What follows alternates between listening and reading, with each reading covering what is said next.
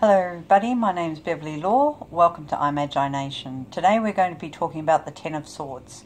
But before that we'll get on with the coin flip so you can get your yes or no answer to any burning questions that you have. Can't tell you how many times I've flipped this across the room.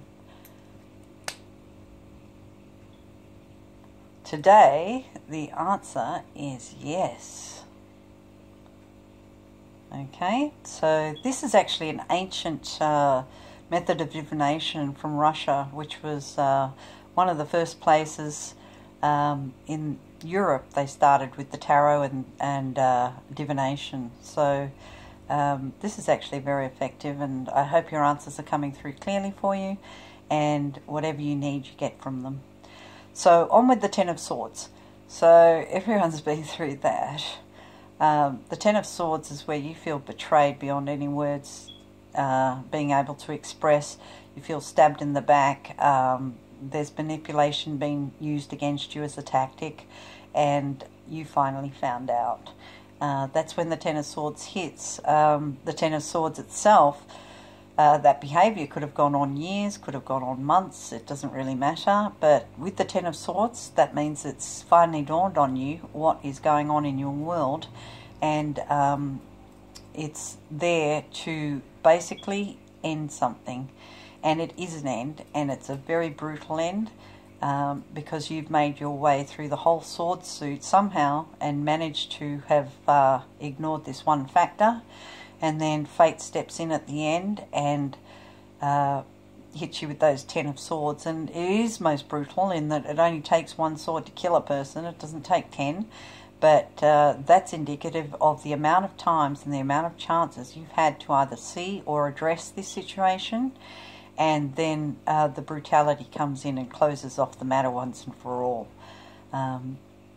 If someone's betrayed you at the level of the Ten of Swords, well, I've forgiven people for Ten of Swords behaviour, but it really takes a very open heart to be able to pull that off. You can't really go through the Ten of Swords and carry on a marriage, for example, without forgiving it, because every time you get angry you're going to think of all those other 10 swords that hit you in the back beforehand, and then you're going to lose it over the toothpaste cap being off one day. So with the Ten of Swords, you basically have to flip that card. It's again one of the cards that are much better in the reverse. That means the swords are coming out. You're moving on past the situation and the pain of the situation. There's very few things in life that will really feel as painful as those 10 swords hitting you in the back.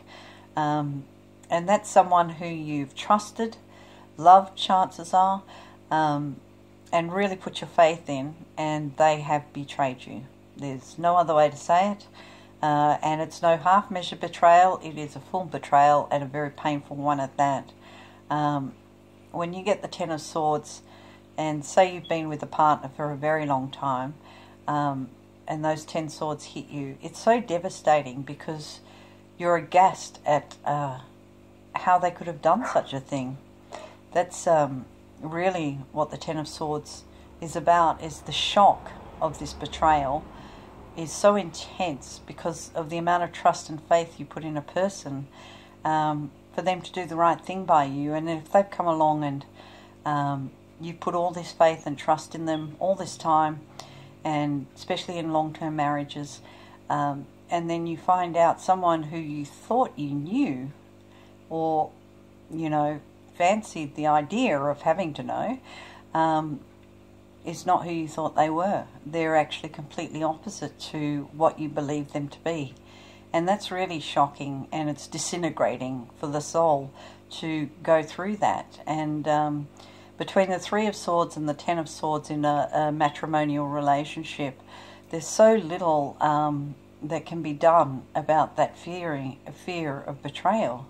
It's so intense. You can choose as the strategy to be a big person, the bigger person obviously, and forgive it and stay with that person. If you believe in your heart that they're not going to do it to you again, that's one thing. But if you don't know, don't stay.